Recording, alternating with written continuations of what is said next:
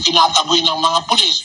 Wala silang masulingan, kaya nagdumaing sa akin. Binigyan ko sila ng isang lupa dyan para doon sila lahat, mga Muslim sila. That proves that we are not bitter among other religions. Mali yung perception na mayroon kaming bitterness about with regards to other religion. Tama yung sabi mo, kapatid, blessed are the peacemakers. How can you be a peacemaker? Can you be a peacemaker just by nodding your head to all religion? Is that the meaning of being a peacemaker? Conforming to every teaching and doctrine that you meet along the way, yung ba ibig sabihin ng peacemaker? Kahit mali, hindi ka nakikibo, ganun ba yun? Meron akong babasahin sa yung sito.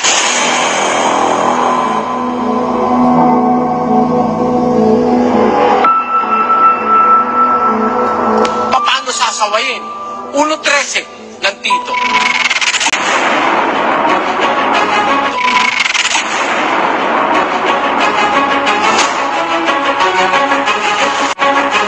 Sawayin mo, may kabaksikan sila upang magpakagaling sa pananampalataya. Gusto mong gumaling ang tao? Pag mali, sawayin. In the name of Jesus, gusto namin kayong manita. Si Jesus Christ, dito nga nakatira sa akin.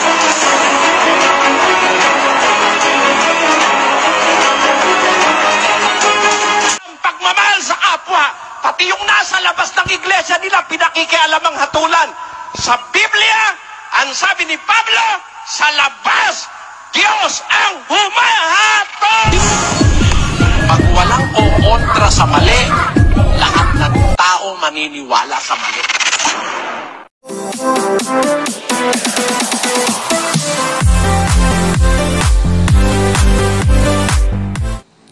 So yan po yung gusto kong i-share sa inyo, mga kaibigan. Itong napakaraming issue po tungkol po sa pambabatikos daw di umuno ni kapatid na Eli sa mga ibang mga relihiyon.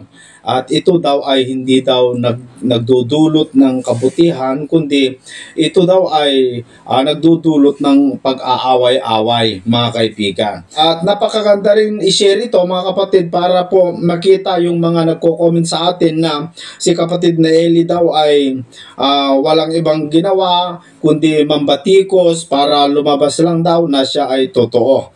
Mga kapatid, ito, pakinggan po ninyo itong sagot ng ating kapatid na Eli.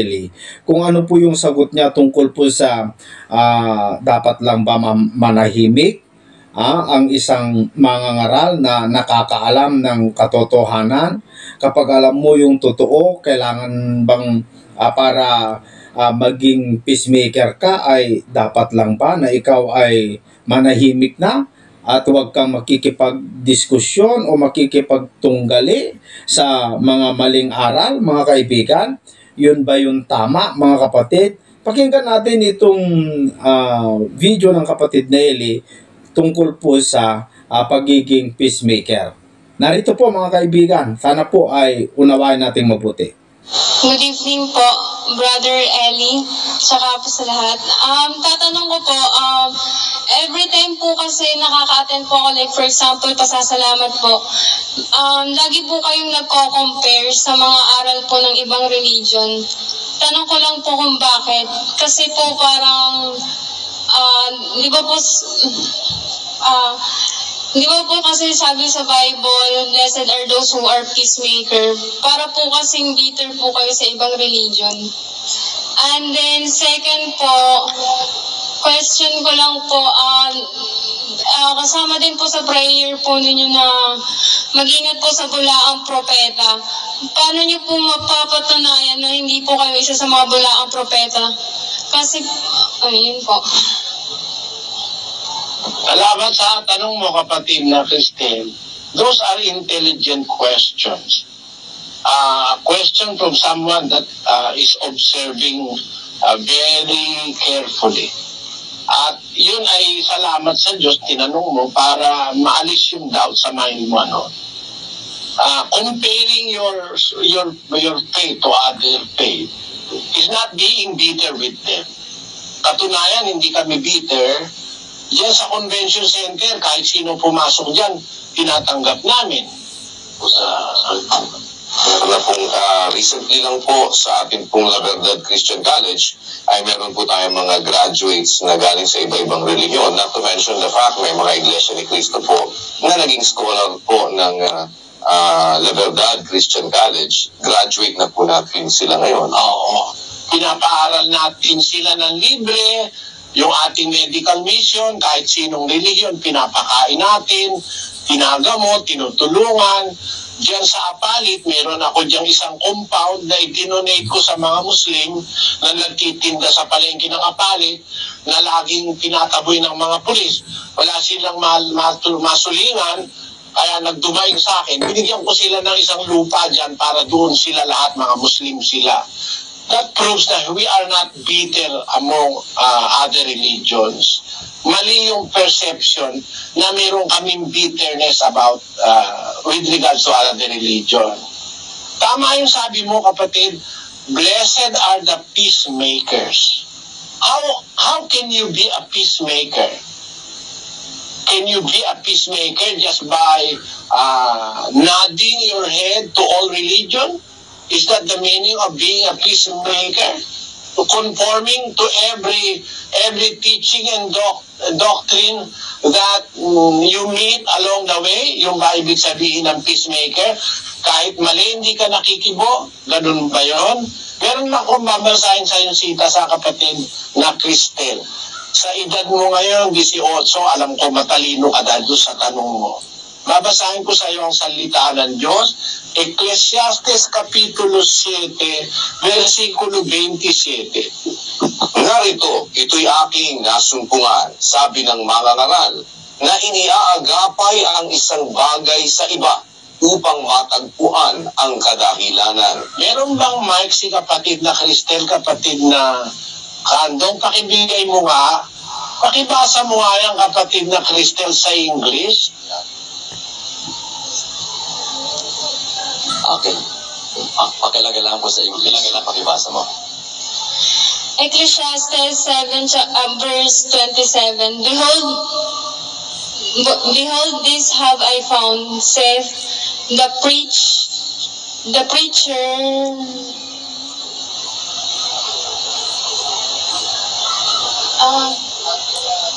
counting one by one to find out the account.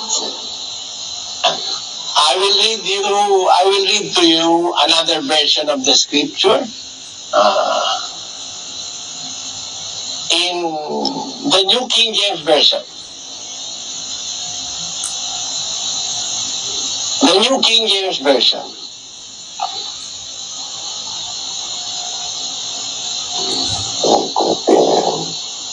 What I have found, says the preachers, adding one thing to the other to find out the reason.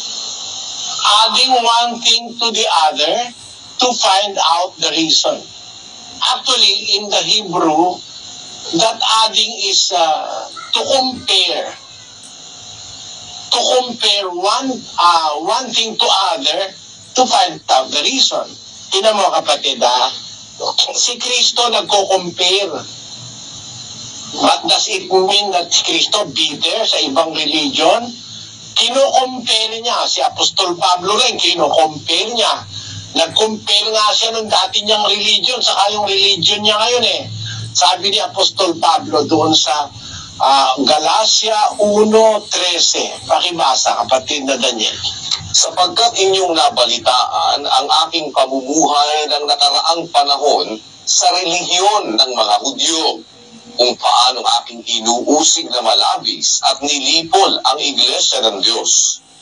At ako'y nangunguna sa relihiyon ng mga Hudyo nang higit kaysa marami sa aking mga kasinggulang sa aking mga kababayan. Palibhasa'y totoong masikap ako sa mga salit-saling sabi ng aking mga magulang. Ngunit nang magalingin ng Diyos na siya sa akin ay nagbukod, buhat pa sa tiyan ng aking ina, at ako'y tawagin sa pamamagitan ng kanyang biyaya. Si Apostol Pablo tinawag ng Diyos mula sa relihiyon ng mga Hudyo. Dati siyang member ng Judaism. Kino-compare niya ngayon yung kanyang buhay sa nakaraang panahon at sa panahon ngayon. Sabi niya doon sa kausap niya mga taga-Galasya, nabalitaan niyo nung araw ako'y nasa relihiyon ng mga Hudyo. Nililipol ko iglesia ng Diyos noon. Pero ngayon tinawag na ako ng Diyos. Saan ba siya tinawag? Uno-uno ng unang Korinto. Si Pablo na tinawag na maging apostol ni Jesucristo sa pamamagitan ng kalooban ng Diyos at si Sostenes na ating kapatid sa iglesia ng Diyos na nasa Korinto. Nakita mo kapatid? Nasa relihiyon siya ng Hudyo, inuusig niya yung iglesia ng Diyos. Pinipersecute niya, dinidestroy niya. Pero nung tawagin siya ni Kristo, tinawag siya sa iglesia ng Diyos. Doon sa mismong sinisira niya, doon siya tinawag. Kaya nagkaroon siya ngayon ng comparison. Ano ba yung dati niyang relihiyon? Ano ba yung dati niyang paniniwala kaysa sa paniniwala niya ngayon? Ano ba ang sabi ni Pablo ron? Basahin natin uli ang Galasya. Balikan natin yung 2:18. Kung aking ngang muling itayo ang mga bagay na aking sinira, sa aking sarili ay pinatutunayan ko na ako'y suwail. Ayun, kung itatayo ko uli yung bagay na aking sinira, sa aking sarili pinatutunayan ko na ako'y suwail. Kasi yung paniniwalang Hudyo, iniiwan ni Pablo yon. Kaya ang pinangaral niya na yung iglesia ng Diyos na dati niyang sinisira. Ano sabi ng mga kapatid? Basahin natin uli ang Galasya Kapitulo 1:22. At hindi pa ako nakikilala sa mukha ng mga iglesia ng Judea na pawang kay Kristo, kundi ang kanila lamang naririnig na pinag-uusapan ay yaong umuusig sa atin ng una, ngayon nangangaral ng pananampalataya na ng ibang panahon ay kanyang sinisira. Ayun. Sabi ng mga kapatid, yung umuusig sa atin dati, ngayon ipinangangaral niya na yung pananampalataya na sa ibang panahon ay kanyang sinisira. Kaya ang sabi ni San Pablo, kung sirain ko, kung muli kong itayo, yung bagay na aking sinira na, para akong suwail. Ay, ibig sabihin, kinumpare niya yung Judaismo sa iglesia ng Diyos. Nakita niyang mas tama ang iglesia ang ipinangaral ni Kristo kaysa sa Judaismo na kanyang kinalakihan sa Israel. So, comparing is not being bitter. Alamin mo na si Kristo ay pinanganak sa Israel. Pinanganak siyang Israelita. Ang kinagisna niya yung relihiyon ng mga Hudyo. Pero nang mangaral siya, alam mo ang ginawa niya? Sinabi niya sa mga Hudyo, basahin natin ang 23 ng Mateo. Kung ano ang mga atake at mga pagkukumpara niya sa mga Hudyo. 23, umpisahan mo sa mas mabab.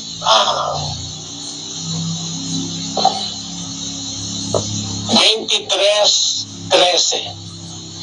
Datapot sa aba ninyo, mga eskriba at mga pariseo, mga mapagpaimbabaw, sapagkat sinasarhan ninyo ang kaharian ng langit laban sa mga tao, sapagkat kayo'y hindi na nagsisipasok, at ang nagsisipasok man ay ayaw ninyong bayaang mga kapasok. Sa aba ninyo, mga eskriba at mga pariseo, mga mapagpaimbabaw, sapagkat sinasakmal ninyo ang mga bahay ng mga babaeng bao, at inyong dinadahilan ng mahabang pananalangin, kaya't magsisitanggap kayo ng lalong mabigat na parusa. Saba ninyo mga eskriba at mga pariseo, mga mapagpaimbabaw, sapagkat inyong nililibot ang dagat at ang lupa sa paghanap ng isa ninyong makakampi, at kung siya'y magkagayuda, ay inyong ginagawa siyang makaibayo pang anak ng impyerno kaysa inyong sarili. Sa aba ninyo, kayong mga taga-akay na bulag na inyong sinasabi, kung ipanumpa nino man ang templo ay walang anuman, datapwat kung ipanumpa nino man ang ginto ng templo ay nagkakautang nga siya. Kayong mga mangmang at mga bulag, sapagkat alin bagang lalong dakila, ang ginto o ang templong bumabanal sa ginto? Kung babasahin mo yung discourses ni Kristo, kinukumpara niya yung ginagawa ng mga eskribas at pariseo sa mga Kristiyano. Kaya ang sabi niya sa Kristiyano, doon sa 18 ng Mateo, pakinggan mo ang 20. Ganito ang kanyang nasasabi.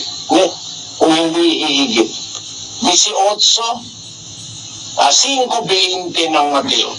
Sapagkat sinasabi ko sa inyo na kung hindi hihigit ang inyong katuwiran sa katuwiran ng mga eskriba at mga pariseo, sa anumang paraan ay hindi kayo magsisipasok sa kaharian ng langit. Sabi niya sa kanyang mga alagad, kung hindi nyo makikitahan ang kalakihan ng eskriba at pariseo, hindi kayo papasok sa langit. Ibig sabihin, all the while, na nangangaral siya, there is always a comparison. Kino-compare niya yung aral na tinuturo niya kaysa sa tinuro ng una sa mga Israelita na nasa Judaismo. It doesn't mean that he is bitter. Gusto niyang matuto yung mga nasa Judaismo para maakay niya sa aral na kanyang itinuturo. Ngayon, sometimes, if you are going to destroy what is wrong, it doesn't mean that you are bitter. It doesn't mean that you are not a peacemaker. Because a peacemaker is somebody that wants peace. An everlasting peace, hindi basta peace lang.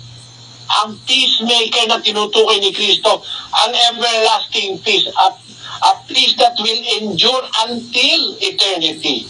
Alam mo kapatid, para mangyari yung kailangan masira yung mali, magiba. Kaya ang mga ngaral ng Diyos, inuutusan niya, ibain yung mga mali. It doesn't mean that you are bitter. Kung ginigiba mo yung mali, basahin natin ang utos ng Diyos kay Jeremias. Sa Kapitulo 1 ng Jeremias, versikulo 10. Tingnan mo, aking pinapagpupuno ka sa araw na ito sa mga bansa at sa mga kaharian upang mag-alis at magbagsak at upang magsira at magwasak upang magtayo at magtatag. Ang function ng mga ngaral, kagaya ni Jeremias, magbagsak, magsira, magwasak, magtayo at magtatag. Yun ba rin ang function ng mga apostol? Basahin natin ang 10:4 ng 2 Korinto hanggang 5. Sapagkat ang mga sandata ng aming pakikilaban ay hindi ukol sa laman, kundi sa harapan ng Diyos ay may kapangyarihang gumiba ng mga kuta, na siyang gumigiba ng mga maling haka at ng bawat bagay na matayog na nagmamataas laban sa karunungan ng Diyos. Tamo? Ang pangangaral ng mga apostol, gigibay nila yung mga maling haka, yung mga maling turo, yung mga maling mga aral. Is that being bitter? And by doing that, are you not anymore a peacemaker? Real peace is for people to understand and to stay firm on the truth. Ang Tama. tunay na kapayapaan ay maunawaan ng tao yung tama at doon siya manatili. Yes. Yun ang kahulugan ng pagiging peacemaker. When you are able to turn somebody from lies to truth, parang yung kanta na You Needed Me. Ano yun? Alam nyo mga kaibigan, sa totoo lang, yan din ang komento ko nung araw kay kapatid na Eli. Na sabi ko, bakit itong maangangaral na ito ay sobra naman yung pang-aatake niya sa mga iba't ibang mga denominasyon. Kasi pati yung denominasyon ko na dadamay sa pangangaral ng kapatid na Eli. Kaya naging tanong ko din yan noon mga kaibigan sa kanya na mas maganda siguro para walang away, sana mangaral na lamang po siya. Yun ang sinasabi ko mga kapatid. Pero nung napakinggan ko itong tanong o itong issue na ito sa ating kapatid na Eli, nasagot niya na ang totoong peacemaker o tagapamagitan ay kailangan sabihin mo yung pagkakamali para makapasok ka, maka-enter ka doon sa katotohanan na andun yung talagang kapayapaan. Kasi si Kristo po ang kapayapaan. Nakita naman po natin yung sinabi ng kapatid na Eli na si Kristo man ay nag-compare din sa mga Judaismo at doon sa kanyang ipinapangaral. Ganon din si Pablo, mga kaibigan. Kaya tama itong diskarte ng kapatid na Eli, mga kaibigan. Kaya yung mga nagko-comment dito sa ating platform, mga kaibigan, dito sa ating channel, na walang ibang ginawa si Brother Eli kundi bumatikos, walang ibang ginawa kundi magngak-ngak, hindi naman totoo, kontra-kontra naman yung kanyang sinasabi. Kasi mga kapatid, ang pinapanood nyo lang ay yung gusto nyong ipunto sa kanya. Hindi nyo po tinitignan o pinapanood yung buong video. Ang akala nyo ba, mga kaibigan, ay hindi ko ginagawa din yung manood ng buong video ng iba para pakinggan?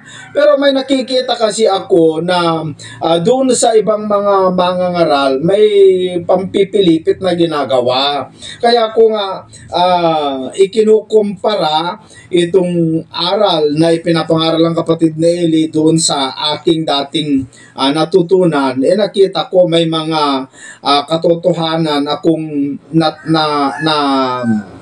nakita, mga kapatid. Kaya nga yung mga dati kong paniniwala na iba, mga kaibigan, iniwan ko iniwan ko kasi nakita ko ang mali doon pagkakapareho ng dati kong natutunan at sa yung aral ng kapatid na Eli, napakaganda na pagdugtong-dugtong ko at nakita ko yung katotohanan. So, sa oras na ito, paano po ikino-compare ni kapatid na Eli yung kanyang turo doon sa iba? Ano po ang mas biblical? Ano po yung mas tama? Yung aral ba ni ganito o yung itinuturo ng Biblia na binabasa ng kapatid na Eli? Pakinggan natin, mga kaibigan. Kayo po ang humusga. Alin ang mas tama? Yung nasa Biblia pa na binabasa ng kapatid na Eli or yung kathang-isip ng mga ibang mangangaral? Ituloy natin yung video, mga kaibigan. Ano ba umpisa nun?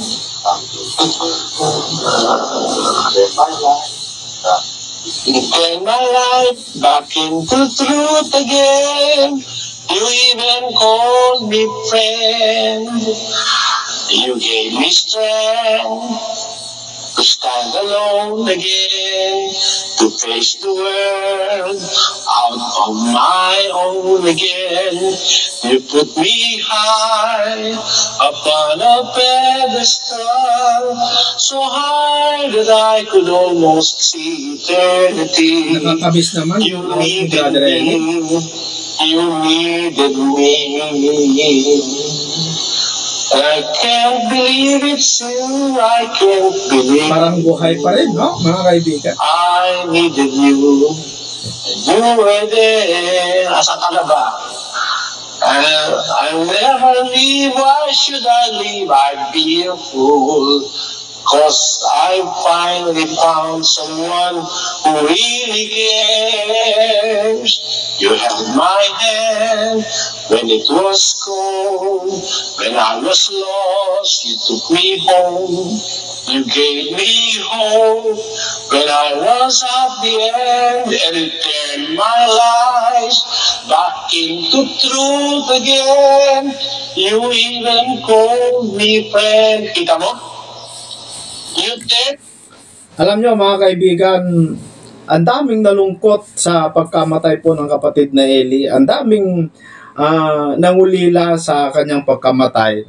Kasi po, mga kaibigan, kung mapapakinggan mo yung mga pagkanta ni kapatid na Eli sa kanyang mga pagtuturo, ay namimiss mo talaga yung kagandahan ng kanyang mga pagtuturo, mga kaibigan.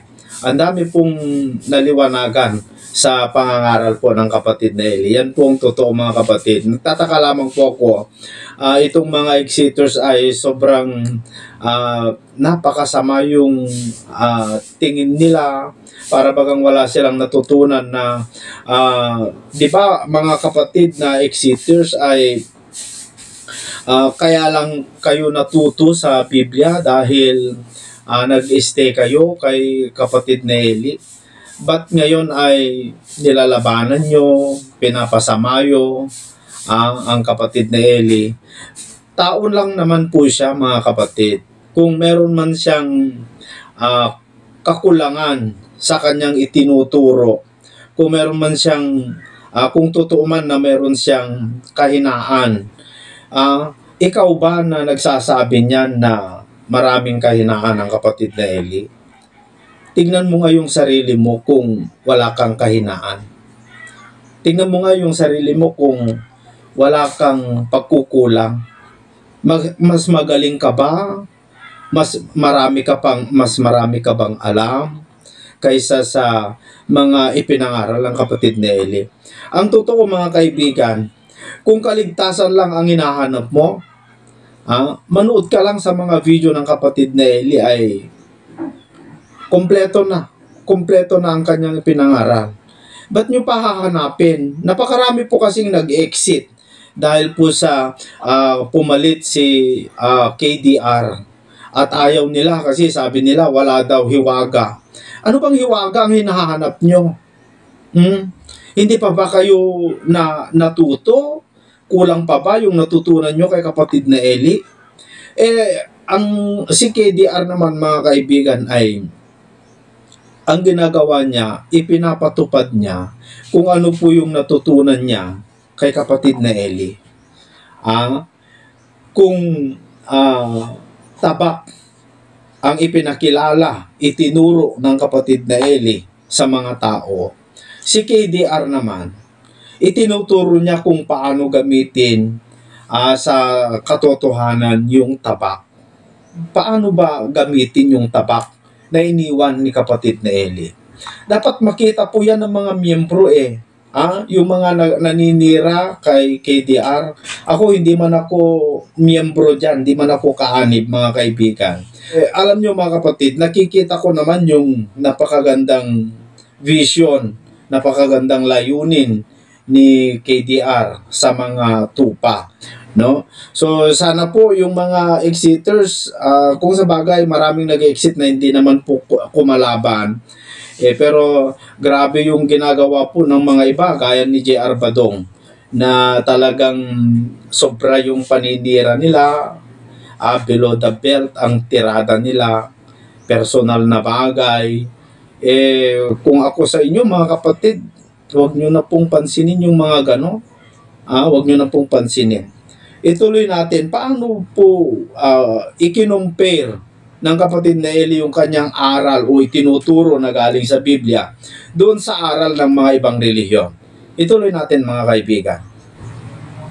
My life back into truth again.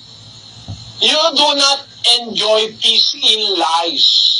Yes. There is no lasting peace in lies and in errors.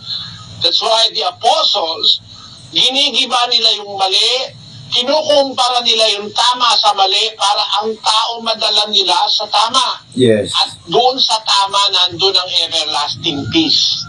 Yun ang kahulugan ng sinabi ni Kristo. Blessed are the peacemakers, for they shall be called the children of God. Na alisin mo ang tama sa ang tao sa mali, ilagay mo sa tama.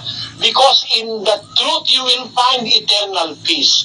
Not only in this world, but in the world to come. Where peace really dwells. Alam mo, kapatid, yun ang hindi naiintindihan sa akin ng mga tao.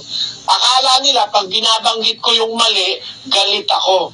Hindi, pagmamahal yun. Kasi pag hindi mo gabanggitin yung mali, ang tao magtitibay sa mali. Halimbawa, ikaw, iisip ka na, 18 anyos kami. Nakita mo yung nanay mo, pinapainom ng lason. Halimbawa, hindi mo maaabutan. Sisigaw ka Ha? Baka sumigaw ka, nanay, huwag mo inumin yun! Kaya kung makakapunta ka, masusunggaban mo. Kahit siguro suntukin mo yung nagpapainom sa nanay mo ng lason, gagawin mo Para lang wag mainom ng nanay mo yung lason. Ganun ang kalagayan ko kapatid. Alam kong pinapainom ng lason yung mga tao. Kaya inaatake ko yung nagpapainom ng lason. That is not being bitter. That is standing by the responsibility that God have given a preacher. ituwid ang mali, igiba ang mali, sabihin sa tao ang tama para ang tao ay matuto ng tama. Yun ang layunin ng programang Ang Dating Daan.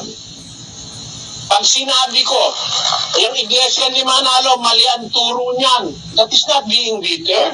Yes. Pagmamahal ko yun sa mga nasa iglesia ni Manalo. Biro mo, magkakontra ang Biblia saka yung sinasabi ni Manalo. Sabi ni Manalo, ang Diyos daw tumitira sa kanilang mga kapilya. Basahin natin ulit, Sislong. Alang-alang kay kapatid na Kristen. Opo, ito po sa pasugo noong August 1969 sa page 17. We are summoned by the Lord God to serve Him in the body or the church of Christ. We have to worship Him in the house where His Spirit dwells, like the modern house of worship pictured above. Pero tumitira ang Espiritu ng Diyos dyan sa kanilang kapilya. O di ba maliwanag yan, ano? Hindi namin ginawa yan. Kumpara mo ngayon sa Biblia, nasa Biblia, 17:24, kapatid na Daniel. Ang Diyos na gumawa ng sanlibutan at ng lahat ng mga bagay na naririto, siya, palibasa'y Panginoon ng langit at ng lupa, ay hindi tumatahan sa mga templong ginawa ng mga kamay. Di ko magkukumpel ka, sino ang tama, kapatid na Cristel? Sino paniniwalaan mo? Yung pasugo ng iglesia ni Manalo o si Apostol Pablo? Na ang Diyos na gumawa ng universo, napakalawak na universo, millions of light years and billions of light years across, napakalawak ng universo, napakadakilang Diyos, gumawa lahat ng bagay, papatirahin mo sa ginawa mo? Bakit hindi ba marunong gumawa ang Diyos ng tirahan niya at papatirahin mo sa ginawa mo? Sabi ng Biblia, ang Diyos na gumawa ng sanlibutan, lahat ng bagay na naririto, palibasa'y Panginoon ng langit at lupa, hindi tumatahan sa templong ginawa ng mga kamay. Hindi pala siya tumatahan doon Ha? At lalong hindi siya tumatahan sa ribulto. Huwag ka maniwalang yung ribulto ng Katoliko, may Diyos doon. Basahin natin ang 17:29 ng Gawa. Siyamang tayo ngay lahi ng Diyos ay hindi marapat nating isipin na ang pagka-Diyos ay katulad ng ginto o ng pilak o ng bato na inukit ng kabiasnan at katalinuhan ng tao. Hindi natin dapat isipin na ang pagka-Diyos katulad ng ginto, pilak, bato na inukit ng kabiasnan at katalinuhan ng tao. Hindi ba yan comparing? Di ba ginawa ni at mga apostol yan, ginawa yan ni Kristo? Are they bitter? No. They just want people to know the truth and be saved. That is not being bitter. That is being compassionate. Yun ay pagkaawa sa kapwa na nasa mali, na niloloko, dinadaya para maakay mo sila sa totoo, sapagkat yun ang pagiging peacemaker. To let people know the real peace. Kasi dalawang klase ang peace. Peace sa sanlibutan at peace ni Kristo. 14:28 ng Juan. Narinig ninyo kung paano 14:27. ang kapayapaan ay iniiwan ko sa inyo. Ang aking kapayapaan ay ibinibigay ko sa inyo. Hindi gaya ng ibinibigay ng sanlibutan. Ang ibinibigay ko sa inyo. Huwag magulumihanan ang inyong puso, ni matakot man. My peace I leave you. My peace I give unto you. Not as the world giveth, give I unto you. Tanyo, iniiwan ko sa inyo ang aking kapayapaan. Hindi gaya ng sanlibutan. Sa sanlibutan ng kapayapaan, yung hindi ka na lang kikibo. Huwag mo atakihin kasi yun ang kapayapaan para sa kanila. Hindi ganoon. Sa Diyos iba.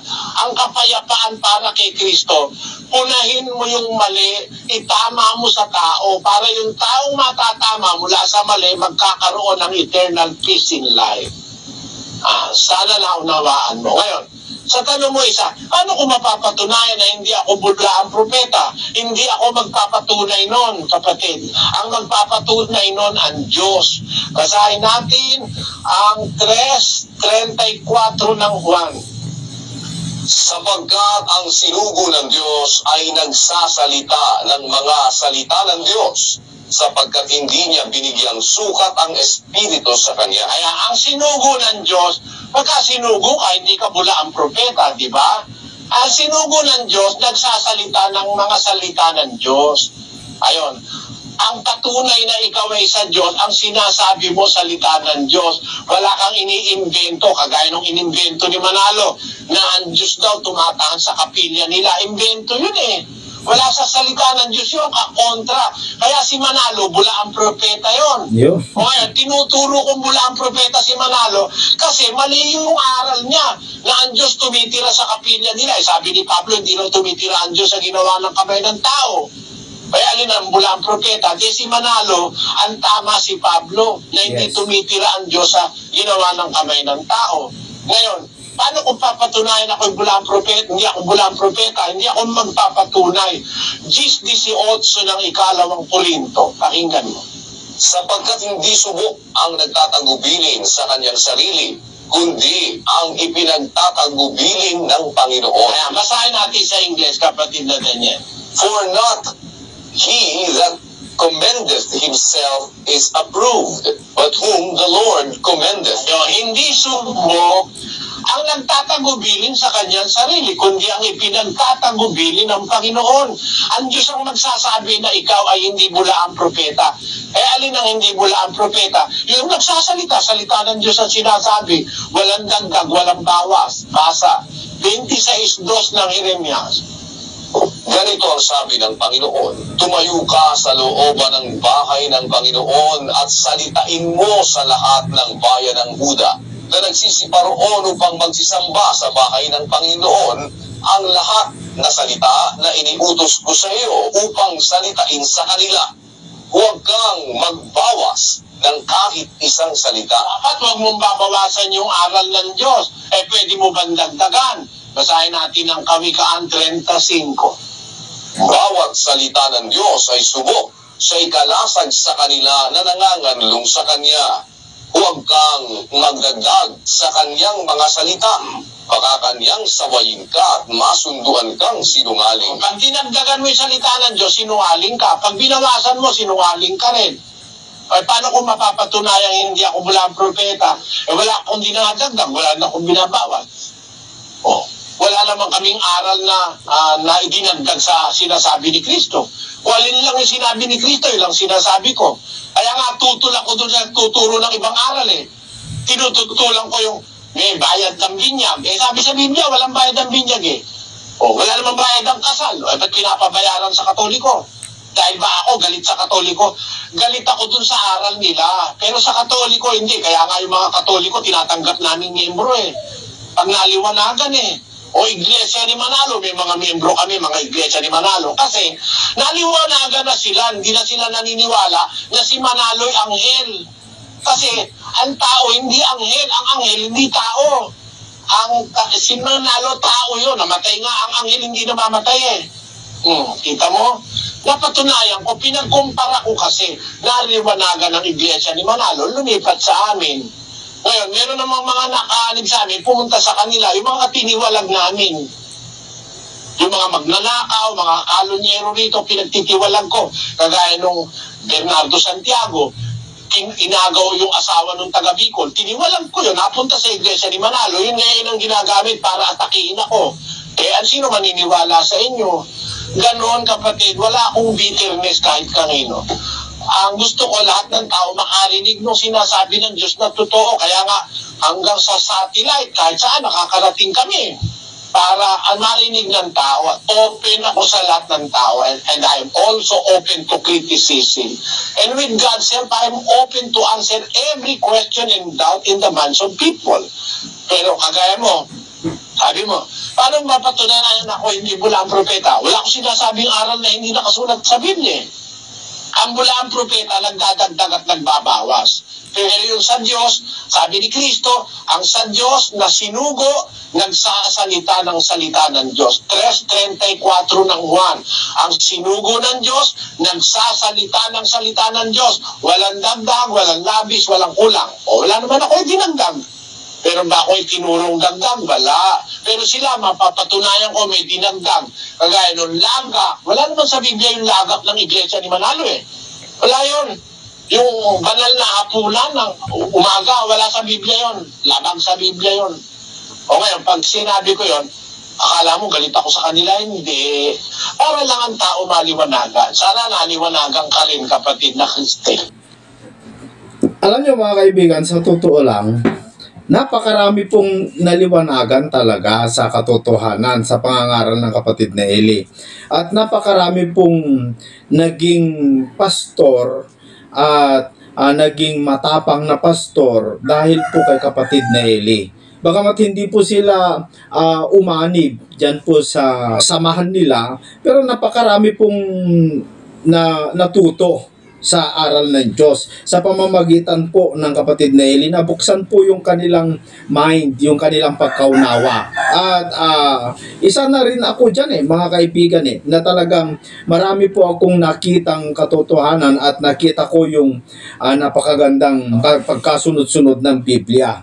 Yung sinasabi niya na hindi siya tumatahan sa templo na ginawa ng kamay ng tao.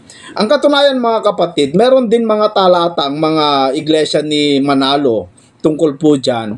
Yung ginagamit nila ay yung doon po sa Lumang Tipan, na kung saan yung ginawa po ni Solomon na templo, ganun din yung templo na ginawa ni Zorobabel na nadatnan ng ating Panginoong Jesucristo, mga kaibigan.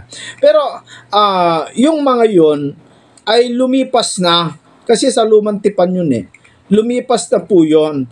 At hindi na po nagpagawa ng Diyos ng tinatawag na third temple o pangatlong templo para tahanan niya, natulad sa ginawa niya doon sa Lumang Tipan sa panahon ng mga saserdote gaya ni Aaron, ni Moises at yung mga iba pang mga pari, mga kaibigan, sila Samuel at saka yung mga iba pang mga propeta, mga kaibigan. Sa Bagong Tipan, hindi na po literal na templo ang tinatahanan ng Diyos at hindi na yung ginawa ng tao. Kasi hindi po tumatahan ang Diyos sa ginawa ng kamay ng tao, ayon sa binasa ng kapatid na Eli. Diyos na po mismo ang nagpagawa ng templo na kanyang tahanan. Kaya yung itinatayo dyan po sa Israel na templo na sinasabi nilang third temple na templo ng Diyos, hindi po yung templo ng Diyos. Gagawin nila yon parang templo ng Diyos para sambahin nila yung Diyos, yung mga Hudaismo. Pero ang templo ng Diyos ay hindi na po literal. Itinayo na po ito at hindi po ang tao ang nagtayo, kundi si Kristo po.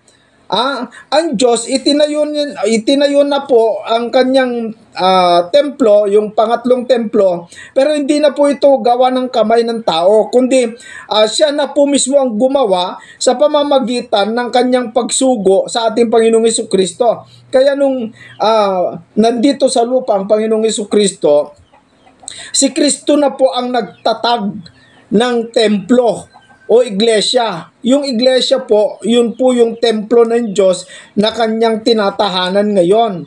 Dito po sa Mateo 16:18 na inaangkin ng iglesia ni Kristo, inaangkin din ng iglesia katolika na sila daw ito, mga kaibigan, ay naku po malayo. Buwan at lupa ang layo, mga kapatid, yung mga umaangkin dyan. Si Kristo po nagtayo, hindi si Manalo, hindi yung Papa, mga kapatid. Kundi ang nagtayo po rito hindi si Constantinople, hindi. Sino nagtayo? Dito sa Mateo 16:18, at sinasabi ko naman sa iyo na ikaw ay Pedro. Sa ibabaw ng batong ito ay itatayo ko ang aking templo o iglesia. At ang mga pintuan ng Hades ay hindi magsisipa na iglaban sa kanya. Hindi po mananaig, hindi po mananalo. Hindi kayang panaigan ng demonyo yung iglesia na itinatag ng ating Panginoong Jesucristo. At yan ay walang dapat umangkin. Dapat ang gawin mo, pag-aralan mo yung kanyang aral, yung aral ng templo ng Diyos na yan, o yung iglesia na itinatag ng Panginoong Jesucristo, pag-aralan mo yung doktrina, yung aral niya, and then sumunod ka lang, sundin mo, wag mong dagdagan. Yung mga Katoliko kasi sinabi nila sila daw yon. Tapos napakaraming idinagdag. Para bagang binago nila, mas magaling sila kaysa doon sa gumawa na sa nagtayo. Itinayo ni Kristo yung iglesia. Sabi ng mga Katoliko sila daw yon. Pero ang problema, yung Iglesia Katolika, napakaraming dagdag. Mas marami pa dun sa dating nakalagay na doktrina ng Iglesia. At ang masama pa dito mga kaibigan, kung ano pa po yung pinagbabawal doon po sa Iglesia na itinatag ng Panginoong Jesucristo, yun pa yung kanilang itinuturo. Kung ano yung mali, kung ano yung bawal doon sa itinatag ng Panginoong Jesucristo na doktrina, yun pa kinakalaban. Katulad na lamang po yung kaligtasan. Ang kaligtasan po mga kaibigan, doon sa lumang tipan para mapatawad po yung kasalanan ng tao, kailangan kang mag-alay ng tupa o kambing, baka or kalapati, depende sa kasalanan na nagawa mo. Ang ginagawa po nila noon, ganun, nag-aalay sila. At yung pare, siya po yung magwiwisik doon po sa altar ng dugo, sa yung dugo ng kambing doon sa altar, sa Holy of Holies. Pero yun ay pinatigil na po ni Kristo dahil siya na po ang naging handog sa kasalanan ng tao. So ibig sabihin, tumigil na yung paghahandog. Itong mga Iglesia Katolika, ginagawa pa rin nila at meron silang talata tulad po doon sa ikalawang Makabeo, kapitulo 12, versikulo 40 hanggang 46, na si Judas ay nag-aalay ng pera. Pera naman ito, hindi naman hayop. Pero doon sa mga saserdote ng Diyos sa lumang tipan nung araw, hindi pera ang iniaalay para sa kasalanan, kundi yung dugo, yung hayop, yung buhay na hayop, at yung dugo niya. Hindi pera mga kaibigan. Pero itong si Judas na pinagbabatayan ng mga Katoliko, pera yung inialay para yung kasalanan ay mapatawad. Para bagang binibili o binebenta yung panalangin para yung tao ay mapatawad. Walang ganon. Unang-una, doon sa lumang tipan, pinatigil na po ni Kristo. Pinatigil na po ng Diyos. Dahil si Kristo na po ang naging handog para sa ating kasalanan. So wala na yon, hindi na kailangan ng maghandog. Pero itong mga Iglesia Katolika, hindi na kami naghahandog, pero nagpapabayad naman para sa indulhensya, kung ano-ano pa yung mga iba, mga kaibigan, magwisik-wisik lang doon sa nitso ng namatay ay talagang may bayad na yan, no? Kung special yung wisik na may pakuros-kuros at may padasal-dasal, depende yung bayad, baka 5,000, ganon. Mga kapatid. Kung wisikan lang na talagang yung dumaan lang, walang ginagawa, wisikan lang na ganon, ganyan lang, balita ko 200 mga kaibigan. Ito ba ay nasa Biblia? Hindi, wala. But taon-taon, malapit na naman ng All Souls Day na sinasabi, yung fiesta ng mga patay, na kung saan napakarami pong mga deboto na tatawagin nila yung mga pare, and then yung pare naman nakaabito talaga, no? Nakaabito, no? And then pupunta doon sa mga nitso, and then walang gagawin. Kasi kung hindi special yan, wisik-wisikan lang, ganyan-ganyan lang mga kaibigan, no? Ganyan-ganyan lang yung mga nitso. Okay na yon. Magbayad ka na. Pero kapag mali po yung mawisikan, babawiin mga kaibigan, no? Alam nyo mga kapatid, kung talagang ganun po para mapatawad ang tao at talagang hindi po kayo nagpapabayad, mga depensor, kung talagang walang bayad, ba't kailangan mayroon pang tao na tumawag sa kanila? Parang awan nyo na, parang como yun ay mga miyembro po ninyo, nagbayad naman sila nung dinala sa simbahan nung patay. Dapat kung talagang ganun po ang pagpapatawad sa kasalanan, wag nyo nang hintayin yung may namatay, yung namatayan. But yung mga nitso lang nang nagpapadasal, ang wiwisikan po ninyo, meron katabi. Ba't ayaw nyong wisikan yung katabi? Diyan to. Darwin Gitgano, pari ka But, for example, may nitso dito, nitso. Ako yung kamag-anak yung namatay. Tatawagin ko yung pare para ipagdasal. Then wisikan. But, lampasan mo yung isa ko mo walang kamag-anak na nag-imbita sa'yo. Kung talagang yan ay nagliligtas na kapagpapatawad ng kasalanan, kahit wala na yung kamag-anak niya, lahat na nitso, wisikan mo na. Dahil ba walang ibinayad, linampasan mo, ganun ba? Nako, mga kababayan at mga kapatid, kung talagang meron po kayong awa, kung talagang meron po kayong sincere po kayo sa iyong ginagawang pagligtas sa mga tao, punta na kayo doon sa litso. Lahat ng mga litso, wisikan nyo na, may tao man o wala. Ganun po yun. Para makapasok sila sa langit. Utang na loob.